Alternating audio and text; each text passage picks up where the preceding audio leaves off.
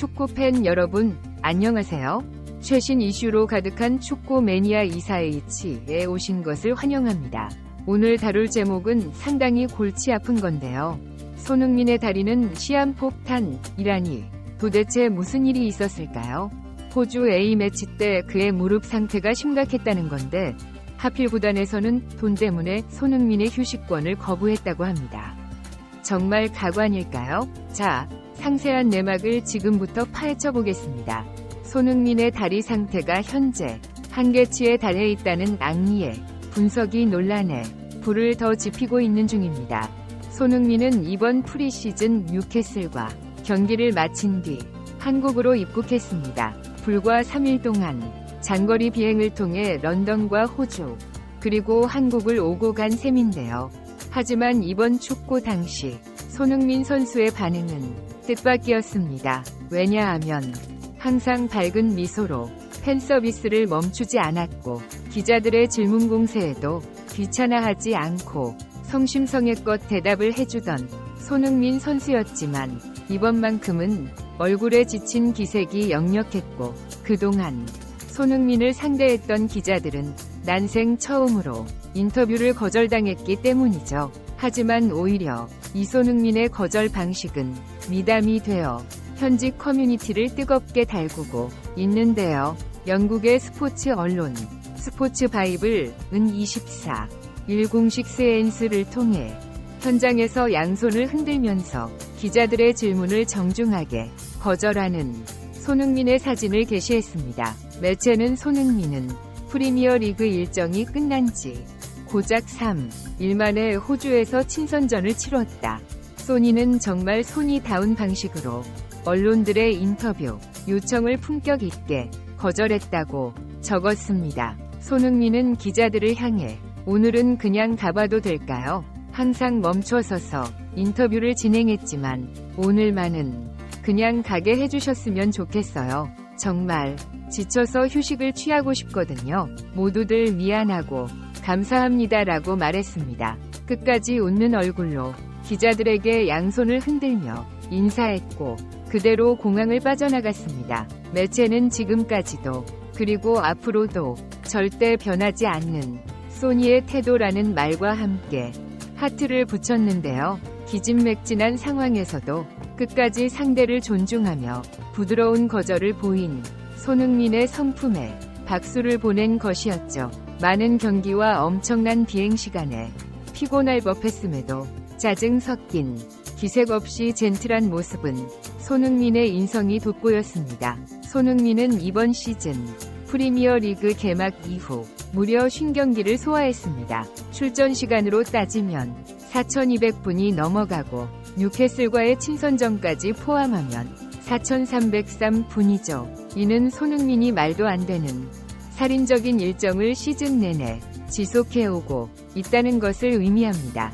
같은 리그 내에 다른 공격수들의 출전 시간만 보아도 손흥민의 소화, 경기 수는 비상식적인 것이죠. 예를 들어 리버풀의 모하메드 살라는 부동의 주전이자 핵심 선수이고 손흥민과 마찬가지로 이번 1월 네이션스컵으로 인해 국가대표에 차출되었습니다. 충분히 많은 경기를 소화했지만 그래도 손흥민처럼 출전 시간 4,000분을 넘기지 못하였는데요. 마찬가지로 맨시티의 엘링 할란드 또한 총 출전 시간이 3,000분 언저리 돼 받게 되지 못합니다. 이는 리버풀과 맨시티 같은 빅클럽과 토트넘 같은 중소클럽의 차이를 적나라하게 보여주는 것이죠. 리버풀은 살라가 빠져도 루이스 디아스, 하비 엘리엇, 코디 각폭, 다러인 누네즈 같이 대신 뛰어줄 선수들이 있습니다. 맨시티도 혼란이 없어도 훌리안 알바레즈, 필포든 제레미, 도쿠와 같은 공격수들이 있죠. 하지만 토트넘은 손흥민이 없으면 굴러가지가 않는 팀입니다. 그렇기에 날이 갈수록 손흥민 의존증은 더욱 심해지고 손흥민의 몸에는 엄청난 피로가 축적될 수밖에 없었는데요. 프리미어리그의 레전드 공격수인 앨런 시어러와 티에리 앙리는 토트넘이 돈을 버는데 혈안이 되어 손흥민 선수의 건강을 희생시키고 있다며 비난했습니다.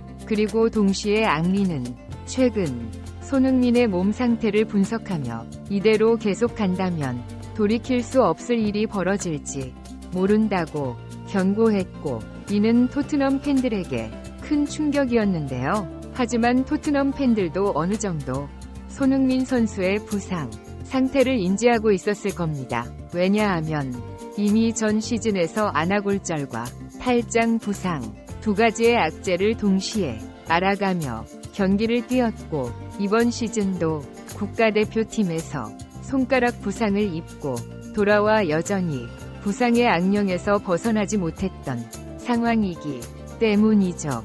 하지만 이 부상들은 경기를 뛰는 데 있어서는 큰 문제가 없고 시간이 지나면 해결해 줄 수 있는 부위의 부상들이지만, 앙리가 경고한 것은 바로 현 손흥민의 시한폭탄 같은 다리 상태입니다. 최근 손흥민 선수는 마지막 라운드 셰필드전 워밍업 도중 다리의 불편함을 호소하며 팀 닥터를 부르기도 했는데요.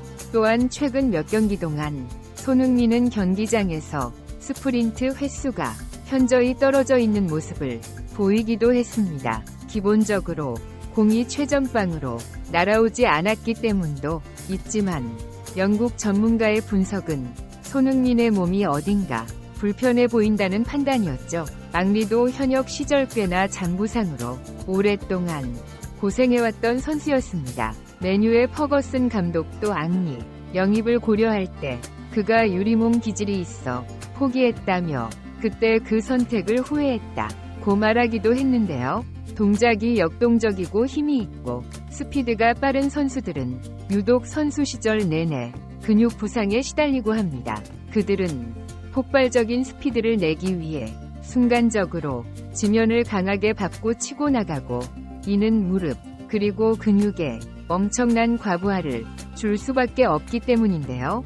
예를 들어 맨시티의 엘링 할란드도 맨시티로 오기 전까지는 엄청난 근육 부상에 시달렸던 선수였습니다. 그렇기에 팬들은 만약 핀란드가 프리미어 리그에서 실패한다면 그것은 유리몸 기질로 인한 결과일 것이라고 예측했는데요. 하지만 맨시티로 온 뒤 핀란드는 거의 모든 경기를 선발 출전하며 유리몸이라는 별명을 완전히 지워버리게 되었습니다. 이는 물론 맨시티 구단이 보유한 훌륭한 의료진과 시설들이 한몫 쓸 한셈도 있겠지만, 결정적으로 핀란드는 맨시티에서 도르트문트에 있을 시절보다 많이 뛰어다닐 필요가 없었기 때문인데요. 분데스리가는 굉장히 빠른 템포로 진행되는 경기가 많고, 도르트문트도 엄청나게 공격적인 전술을 추구하기 때문에 홀란드는 자연스레 스프린트 횟수가 많아질 수밖에 없습니다. 하지만 맨시티는 상대를 눌러놓고 공을 점유하며 경기를 지배하는 경우가 대부분이고, 핀란드는 결정적인 기회가 왔을 때만 스프린트를 끊으며 더 이상 근육에 많은 부담을 줄 필요가 없어졌죠. 최근 손흥민 선수의 다리가 무거워진 것 같은 느낌이 드는 것도 바로 이 때문입니다. 포스텍 코글로 감독의 전술은 콘테보다 훨씬 공격적으로, 그동안 수동적이고 수비적으로만 운영하며 답답한 전술을 보였던 콘테보다는 그래도 훨씬 경기 보는 맛이 살아난다는 반응이지만, 콘테 시절은 선수 이후 역습 전술로 뒷공간이 열렸을 때만 손흥민이 침투를 가져가 체력을 보존할 수 있었던 것에 비해 경기 내내 라인을 높게 올린 채 치열하게 치고받는 양상을 벌이는 포스텍 코글로 감독의 축구는 자연스레 손흥민의 스프린트 횟수와 쓸데없는 활동량이 늘어날 수밖에 없고, 이는 오히려 손흥민의 다리에 더 과부하를 주는 셈인데요. 그렇기에 이번 시즌 85분이 넘어가기 전에 계속해서 손흥민을 벤치로 불러들였던 것도 바로 부상 예방 차원의 교체였던 것이었죠. 하지만 후반기 토트넘이 전체적으로 흔들리기 시작하자 토트넘은 손흥민의 몸 상태를 관리해줄 여유가 없었습니다. 손흥민 선수의 출전 시간은 늘어났고, 몸의 부담감은 물론이고 심리적인 압박감마저 더욱 커졌는데요. 이런 상황 속에도 마지막 경기에서 어시스트를 기록하며 커리어 통산 3번째 10-10이라는 기록을 작성한 손흥민 선수의 의지와 정신력은 칭찬받아야 마땅하지만 선수들에게 휴식이 필요한 시점에서 곧바로 친선 경기를 잡은 토트넘 구단의 선택은 정말 정신나간 행동이라고 볼 수 있습니다. 심지어 뉴캐슬전에서 많은 팬들은 손흥민 선수의 휴식 차원의 선발 재회를 예상했지만 토트넘은 손흥민을 포함한 풀 주전 스쿼드를 내보냈고 메디슨과 반 더 벤, 벤탄쿠르 같은 선수들이 하프타임에 곧바로 교체된 것에 비해 우리의 손흥민 선수는 여기서 15분을 더 뛴 채 60분에 교체 아웃되었습니다. 게다가 팬들을 끔찍히 아끼는 손흥민은 마지막까지도 경기장에 가장 오래 남아 끝까지 팬 서비스를 해주며 터널로 들어갔는데요. 손흥민 선수의 태도에 호주 팬들과 언론들은 감사를 표했지만 일부 팬들은 남을 배려하는 것도 좋지만 자신의 몸도 좀 챙길 줄 알아야 한다는 반응을 보이고 있습니다. 당장 이번 공항에서 기자들을 향한 정중한 거절은 언론들에게 호감을 샀지만 사실 대부분의 선수들은 굳이 그런 거절, 의사를 표명할 필요도 없이 그냥 무시한 채 기자들 앞을 지나가고는 하는데요. 게다가 이런 행동을 한들 딱히 비판받을 만한 일도 아니고 인터뷰를 하고 말고는 선수 본인 위의지이기 때문이죠.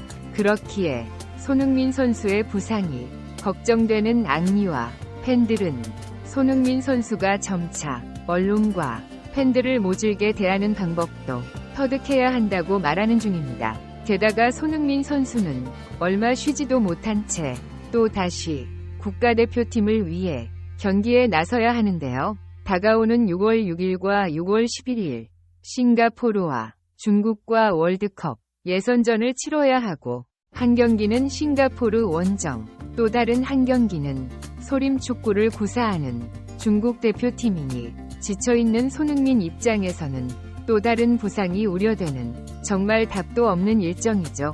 우리의 손흥민 선수가 휴식을 취하기 위해서는 어떠셨나요? 손흥민 선수의 심각한 부상 위기와 토트넘 구단의 잘못된 판단에 많이 분노하셨을 것 같습니다. 선수 건강을 우선하지 않는 구단의 태도가 정말 실망스러웠죠. 하지만 안타깝게도 요즘 축구계에선 선수보다 돈이 우선되는 일이 부지기수라고 합니다. 손흥민 선수 건강 회복뿐 아니라 선수 인권 개선을 위해서라도 우리 모두가 힘을 보태야 할 것 같네요. 혹시 더 궁금한 점이나 의견 있으시면 언제든 댓글로 남겨주세요. 앞으로도 축구 매니아 이사H가 가장 솔직하고 생생한 축구 소식을 전해드리겠습니다.